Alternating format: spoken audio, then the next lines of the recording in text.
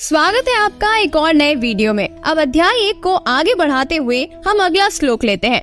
कौरवों में वृद्ध बड़े प्रतापी पितामह भीष्म ने उस दुर्योधन के हृदय में हर्ष उत्पन्न करते हुए ऊंचे स्वर से सिंह की दहाड़ के समान गर्जना करते हुए शंख बजाया। इसके पश्चात शंख और नगाड़े, ढोल, मृदंग, नरसिंहे आदि बाजे एक साथ ही बज उठे। वो शब्द बड़ा भयंकर हुआ। इसके अनंतर सफेद घोड़ों से युक्त उत्तम रथ में बैठे हुए श्री कृष्ण महाराज और अर्जुन ने भी अलौकिक शंख बजाए। श्री कृष्ण महाराज ने पांचजन्य नामक, अर्जुन ने देवदत्त नामक और भयंकर कर्म वाले भीमसेन ने पौंड्र नामक महाशंख बजाया। कुंती पुत्र राजा युधिष्ठिर ने अनंत विजयी नामक और नकुल तथा सहदेव ने सुघोष और मणिपुष्पक नामक शंख बजाए।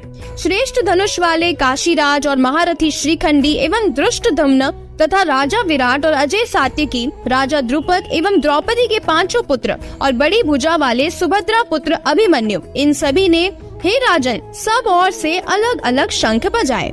यहाँ पर संजय युद्ध के मैदान में क्या हो रहा है वो धृतराष्ट्र को बता रहा है और उस भयानक शंख ने आकाश और पृथ्वी को भी गुंजाते हुए धृतराष्ट्रियों अर्थात आपके पक्ष वालों के हृदय विदीर्ण कर दिए। अब हमें इसमें 2-3 बातें समझनी है। पहली बात है माहौल कि युद्ध का मैदान है, मरने को इकट्ठा हुए हैं और कारण कुछ भी नहीं है। ज्यादा से ज्यादा पांडव और कौरवों के पास है, लेकिन वो तो पूरी सेना में खाली 5% है और बाकी के 95% लोग तो अकारण ही इकट्ठे हुए हैं, लेकिन उनका उत्साह बहुत ही ज्यादा है। ढोल नगाड़े बज रहे हैं, शंख बज रहे हैं और यही हमें समझना है, क्योंकि यही हरकत हम भी करते हैं। जीवन संघर्ष नहीं है, लेकिन हमारी सारी पीड़ा संघर्ष की है। जीवन में संघर्ष है नहीं, लेकिन संघर्ष में हम उत्साह दिखाते हैं।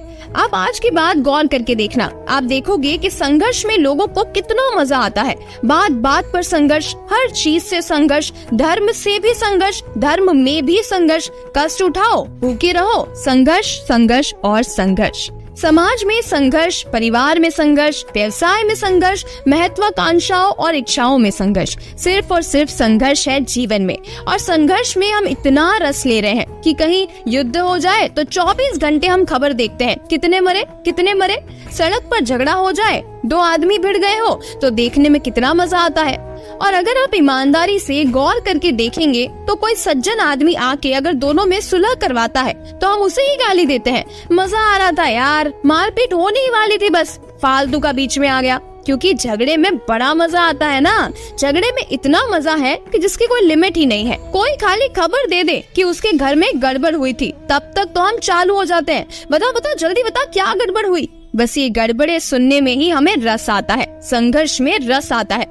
अब हम अपने आप को चेक करते हैं, क्योंकि गीता हमें ईमानदारी सिखाती है। हम बाहर किसी को गाली दे दे, बाहर किसी को गलत बोल ले, बाहर किसी आश्रय को खोज ले, बाहर कहीं आश्वासन खोज ले, उससे कुछ नहीं होगा। हमारे भीतर हम क्या है, जरा गौर से ध्यान से चेक करिए खुद को। क्या हमें संघर्ष में मजा आता है? क्या संघर्ष में उतरना हमारा जीवन है, हमारा स्वभाव है? हमको बाहर कहीं संघर्ष चल रहा है तो उसमें मजा आता है, या 4 आदमी प्रेम से जी रहे हैं उसमें मजा आता है? जो प्रेम से जी रहे हैं उनकी तो हमें खबर ही नहीं है, और ऐसी खबर तो हमारे लिए बड़ी दुख भरी खबर है। बड़ी मस्ती में जी रहा है यार, इसका तो कुछ करना पड़ेगा। और वाकई कई सारे लोग तो कर भी देते हैं, लेकिन हमें दूसरों को नहीं, अपने आप को चेक करना है कि हमें संघर्ष में रस है या जीने में रस है। क्योंकि कमाल सिर्फ वही लोग करते हैं जिन्हें जीने में रस होता है। जिन्हें संघर्ष में रस है वो तो रोज थोड़ा थोड़ा मरते हैं और फिर एक दिन कुछ करने लायक नहीं बचते और फिर चिल्लाते रहते हैं हरि हरि हरि। जब तुम खुद कुछ नहीं करते तो हरि क्यों करेगा? तुम भी बैठे हो, वो भी बैठा है, करना तो तुम्हें ही पड़ेगा ना। हमारे अंदर कुछ करने की ताकत ही नहीं बचती, क्योंकि हमें रस संघर्ष में है। जीवन संघर्ष नहीं है। जिन्होंने भी बड़ी सफलता पाई है, आप उनका जीवन पढ़ो, उनके जीवन में संघर्ष नहीं है। हंसते खेलते उन्होंने सफलता पाई है, मौज मस्ती से सफलता पाई है, डूब के सफलता पाई है, अपनी पसंद का काम करके सफलता पाई है, अपने टर्म्स पर जी के सफलता पाई है, अपने मन मुताबिक काम करके सफलता पाई है।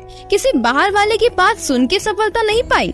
हमारे जीवन में अगर संघर्ष है तो कितनी भी मेहनत कर लो, संघर्ष रहेगा। तो ऐसा संघर्ष ज्यादा से ज्यादा आपको 2 वक्त की रोटी दे सकता है। संघर्ष कभी चमत्कार नहीं कर सकता। संघर्ष कभी किसी को बिल गेट्स नहीं बना सकता, संघर्ष किसी को बुद्ध नहीं बना सकता, संघर्ष किसी को कबीर नहीं बना सकता, आइंस्टाइन या एडिसन नहीं बना सकता। ये कोई संघर्ष का परिणाम नहीं है।